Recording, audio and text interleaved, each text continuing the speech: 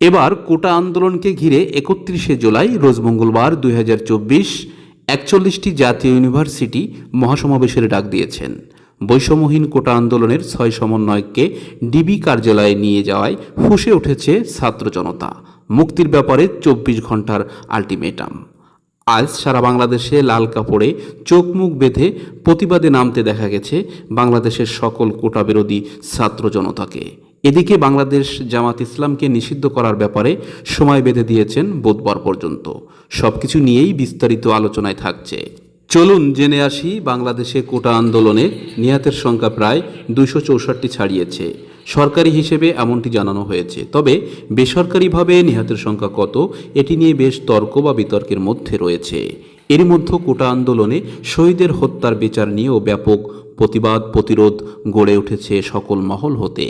জানা গেছে 29শে জুলাই বৈষম্যহীন কোটা আন্দোলনের 6 সমন্বয়ককে ডিবি প্রধান হারুন রশিদ তার নিজস্ব কার্যালয়ে নিয়ে জোরপূর্বক কোটা আন্দোলন বন্ধের ব্যাপারে বিবৃতি দিয়েছেন, যেখানে কোটা আন্দোলনের 6 সমন্বয়কের বিভিন্ন ইঙ্গিতমূলক অঙ্গভঙ্গিতে প্রমাণ পেয়েছে। 6 সমন্বয়ককে ডিবি কার্যালয়ে নেয়ার ব্যাপারে ডিবি প্রধান হারুন বলছে, তাদের নিরাপত্তার স্বার্থে হেফাজতে নিয়েছি। কিন্তু কোটা আন্দোলনের সমন্বয়কের পরিবার বলছে, নিরাপত্তার জন্য কেন ডিবি কার্যালয়ে? পিতামাতার কাছেই সর্বোত্তম নিরাপত্তা রয়েছে। এ বিষয় নিয়ে চলছে ধোঁয়াশা। ডিবি প্রধান সহ 6 সমন্বয়কের পরিবার পরিজনরা একই টেবিলে দুপুরের ভোজনে অংশগ্রহণ করতে দেখা গেছে। অপরদিকে 6 শিক্ষার্থীকে চিকিৎসাধীন থাকা অবস্থায় তাদেরকে ডিবি কার্যালয়ে আনার ব্যাপারটি সাধারণ জনগণ ও ছাত্র সমাজ ভিন্নভাবে নিয়েছে। তারা বলতে চায়, ডিবি কার্যালয়ে ডিবি হারুন রশিদ 6 শিক্ষার্থীকে অস্ত্রের মুখে রেখে জোরপূর্বক তাদেরকে দিয়ে কোটা আন্দোলনের ব্যাপারে মিথ্যা বিবৃতি দেওয়ায় আমরা নতুন কর্মসূচি ঘোষণা দিয়েছি। এ ব্যাপারে সারা বাংলাতে কোটা আন্দোলন আবারও নতুনভাবে রূপ নিয়েছে। কোটা আন্দোলনের পূর্বের 8 দফা সহ নতুন কর্মসূচিতে শিক্ষার্থীদের মুক্তি, সারা বাংলাদেশে থানা ও ডিবি কার্যালয় ঘেরাওয়ের নির্দেশ দিয়েছেন ছাত্র আন্দোলনের সমন্বয়করা। তারা বলতে চেয়েছেন, বাংলাদেশের জেলে কত জায়গা আছে সেটা আমরা দেখতে চাই। তারা কত গ্রেপ্তার বা বন্দী করতে পারে। আমাদের 6 সমন্বয়ক সহ সকল শিক্ষার্থীদেরকে মুক্তি দিতে হবে, অন্যথায় আমাদের আন্দোলন চলমান থাকবে। শিক্ষার্থীদের 8 দফার মধ্যে প্রথম দফায় প্রধানমন্ত্রীকে পদত্যাগ সহ জাতির উদ্দেশ্যে প্রকাশ্যে ক্ষমা চাওয়ার বিষয়কে উল্লেখ করেছেন। বাংলাদেশের আপামর জনতা বৈষম্যহীন কোটা আন্দোলনের সকল শিক্ষার্থীদেরকে সমর্থন করেছেন। এ বিষয় নিয়ে মুক্তিযোদ্ধা ফজলুল হক যা বললেন। তার নাম বললাম: 1 উবাইদুল কাদের, 2 স্বরাষ্ট্রমন্ত্রী আসাদুজ্জামান খান কামাল, 3 আইনমন্ত্রী আনিসুল হক, 4 নৌফেল, নামটা তার শিক্ষামন্ত্রী। 4 জনের পদত্যাগ করতে হবে, বিচার শুরু হতে হবে। আপনি বুঝেন না, সারা দেশে স্লোগান হয়, সারা দেশে। বিগারুন্নেসের 6 মেয়ের কাছ থেকে আপনার শিক্ষা নাই, আপনি শিক্ষা নিতে পারেন না। ওই যে রুকিয়া হলের যে মেয়েটা বলে, আব্বাকে বলে আসছে, আব্বা আমি যদি মরে যাই তাহলে আমার লাশটা তুমি নিও না, কবর দিও না। যতক্ষণ পর্যন্ত এই সরকারের পতন না হয়েছে আপনার লজ্জা হয় না? কোটা আন্দোলনে শিক্ষার্থীরা পুলিশের গুলিতে নিহত হওয়ার ব্যাপারটি দেশবাসীর কাছে সবথেকে গুরুত্বের বিষয় হয়েছে। অপরদিকে অনেকেই বলেছেন, দেশের সম্পদ আগে নয়, দেশের মানুষ আগে। যে ব্যাপারে সোহেল তাজ, সাবেক স্বরাষ্ট্র প্রতিমন্ত্রী, ডিবি কার্যালয়ে যেও কোটা আন্দোলনের সমর্থকদের সাথে কথা বলার চেষ্টা করেও কথা বলতে পারে নাই। প্রাণের মূল্য কিন্তু কোটি কোটি কোটি কোটি কোটি টাকার থেকেও অনেক বেশি, এটা অমূল্য। ব্যক্তিগতভাবে ডিবি অফিসে এসেছি। কেন এসেছি? আমি ডিবি প্রধানের কাছে 3টা প্রশ্ন নিয়ে এসেছিলাম।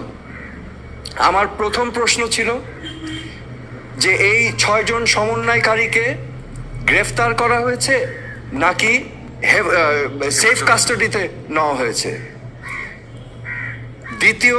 দ্বিতীয় প্রশ্ন, যদি অ্যারেস্ট হয়ে থাকে তাহলে আমার কোনো প্রশ্ন নাই, আমার কোনো দাবি নাই। কিন্তু যদি সেফ কাস্টাডি হয়ে থাকে তাহলে আমি তাদের সাথে দেখা করতে চাই। ডিবি প্রধান আমাকে পরবর্তীতে ঊর্ধ্বতন কর্মকর্তার কথা বলে উনি আমাকে জানিয়েছেন যে এই 6 সমন্বয়কারী যেহেতু তাদের নিরাপত্তা নিয়ে উদ্বিগ্ন ছিল, সেই কারণে তাদেরকে সেফ কাস্টাডিতে নেওয়া হয়েছে। এই কথা শুনে আমি প্রশ্ন করেছিলাম যে আপনারা কিভাবে বুঝলেন যে তারা উদ্বিগ্ন তাদের নিরাপত্তা নিয়ে? তারা কি আপনাদেরকে জানিয়েছিল, রিকোয়েস্ট করেছিল? আমাকে তখন তিনি জানিয়েছেন না, ওনারা বুঝতে পেরেছেন মনিটরিং করে। সো যেহেতু তারা সেফ কাস্টাডিতে, আমি তখন রিকোয়েস্ট করলাম আমি তাদের সাথে দেখা করতে চাই।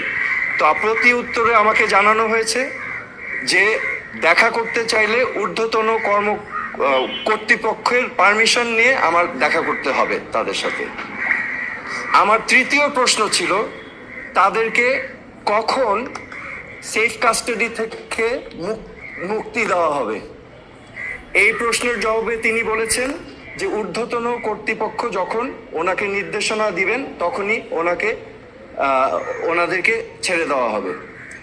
সো আমার প্রশ্ন এখন, সেফ কাস্টাডি আমার জানা মতে একজন নাগরিক যদি রিকোয়েস্ট করে তাহলে সেফ কাস্টাডিতে নেওয়া যেতে পারে, কিন্তু রিকোয়েস্টের বাইরে যদি কাউকে সেফ কাস্টাডিতে নেওয়া হয় এটা কি আসলে সেফ কাস্টাডি না এটা অ্যারেস্ট? তো এটা হচ্ছে আমার প্রশ্ন।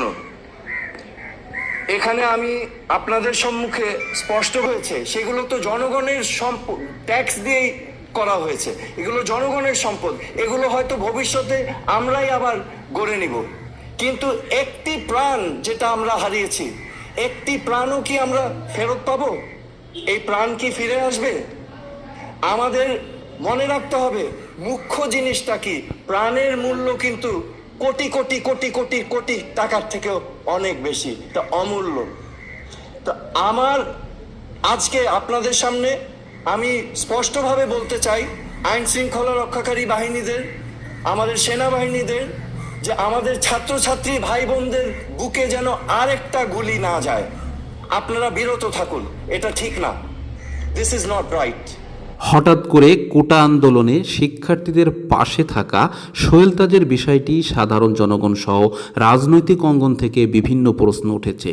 যেহেতু সোহেল তাজ প্রধানমন্ত্রী শেখ হাসিনার একজন কাছের মানুষ, আসলে সে কি কোনো দাবার চাল চালাচ্ছে নাকি সে টিকটিকি, যেখানে ছাত্র ছাত্রীদের ন্যায্যাধিকার আদায়ের জন্য শত শত প্রাণ মাটিতে ঢলে পড়েছে। দেশের মানুষ আগে, সম্পদ পরে, এমন কথা বলেছেন অনেকেই।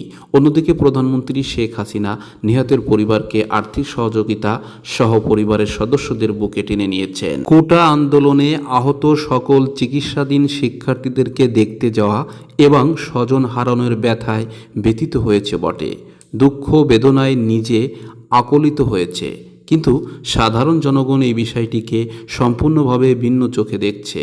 তারা বলছেন প্রধানমন্ত্রী শেখ হাসিনা সারা বাংলাদেশে হত্যাযজ্ঞ চালিয়েছে নিরীহ ছাত্র জনতার উপরে। নিজেদের ক্ষমতা টিকিয়ে রাখার জন্য দেশের মানুষকে দমন নিপীড়নে হত্যার পন্থাকেই বেছে নিয়েছে। জুলুম, নির্যাতন, হাহাকার, অত্যাচার, দুঃখ, কষ্টে ভেঙে পড়েছে গোটা বাংলাদেশ, ভেঙে পড়েছে শহীদের পরিবার পরিজন।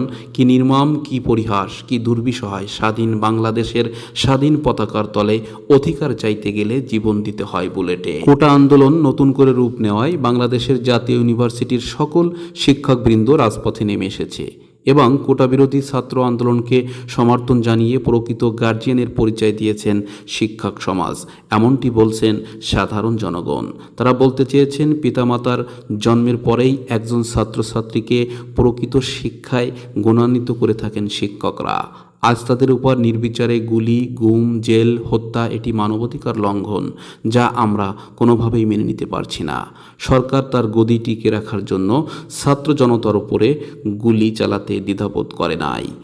আমরা এমন বাংলাদেশে বাস করি যেখানে অধিকার চাইতে গেলে লাশ হয়ে ফিরে আসতে হয়। সরকার বিরোধী সকল রাজনৈতিক অঙ্গনে কোটা আন্দোলন ও শহীদের মাগফিরাত কামনা সহ কোটা আন্দোলনের ন্যায্য দাবি আদায়ের ব্যাপারে একমত পোষণ করেছেন। অপরদিকে ক্ষমতাসীন দল আওয়ামী লীগের কোটা আন্দোলনের শহীদের আত্মার স্মরণে একদিনের রাষ্ট্রীয় শোক ঘোষণা করেছেন। যে ব্যাপার নিয়ে কোটা আন্দোলনের ছাত্র সমাজ রাষ্ট্রীয় শোককে প্রত্যাখ্যান করে রাজপথে থাকার মাধ্যমে দাবি আদায়ের হুঁশিয়ারি দিয়েছেন। বাংলাদেশ জামাত ইসলামকে নিষিদ্ধ করার ব্যাপারে সরকারিভাবে এক বিবৃতিতে বলা হয়েছে, ৭১-এর যুদ্ধ অপরাধী ও বাংলাদেশ স্বাধীনতা বিরোধী শক্তিকে বুধবারের মধ্যেই সম্পূর্ণভাবে নিষিদ্ধ ঘোষণা করা হবে। এ ব্যাপারে চূড়ান্ত রায় নিয়ে দেশের বিভিন্ন স্থানে চলছে জল্পনা কল্পনা, কিন্তু বাংলাদেশ জামাত ইসলাম ইসলামী চেতনায় বিশ্বাসী। যে বিষয় নিয়ে দলের শীর্ষ নেতারা বলেছেন, যাকে দমন নিপীড়ন নির্যাতন অত্যাচারের মধ্য দিয়ে দীর্ঘ সময় পার করেছি, এখন তাদেরকে নিবন্ধন বাতিলের ব্যাপারে কোনো রকম মাথা ব্যথা নাই। আমরা সর্বক্ষেত্রেই আল্লাহর সন্তুষ্টির জন্য আল্লাহর দিনকে বাস্তবায়নে কাজ করে থাকি। কোটা আন্দোলনে পুলিশি গ্রেপ্তারের মধ্যে 17 বছরের এক মেধাবী কিশোরকে গ্রেপ্তারের ঘটনায় আইনজীবী সহ সুশীল সমাজ প্রতিবাদ জানিয়েছেন। তারা বলতে চেয়েছেন, একজন কিশোরকে পুলিশ কোন আইনে গ্রেপ্তার দেখায়? সে একজন মেধাবী ছাত্র। এই বিষয়টি আইনের পরিপন্থী। আইন তার নিজ গতিতে চলবে, কিন্তু আইন হাতে তুলে নিয়ে পুলিশের এই গ্রেপ্তার কোনোভাবেই মেনে নেওয়া যায় না। সারা বাংলাদেশে নির্বিচারে পুলিশ ছাত্রদের উপর গ্রেপ্তার অভিযান অব্যাহত রেখেছে। এ বিষয় নিয়ে ছাত্র সমাজ হুঁশিয়ারি দিয়েছেন এবং 41টি ইউনিভার্সিটি আগামী 31শে জুলাই একযোগে সমাবেশের ডাক দিয়েছেন। এ নিয়ে সারা বাংলাদেশে মানুষের মধ্যে চলছে এক নীরব বিপ্লব। সত্যের কাছে কভু নত নাহি হবে শির, ভয়ে কাঁপে কাপুরুষ, লড়ে যায় বীর।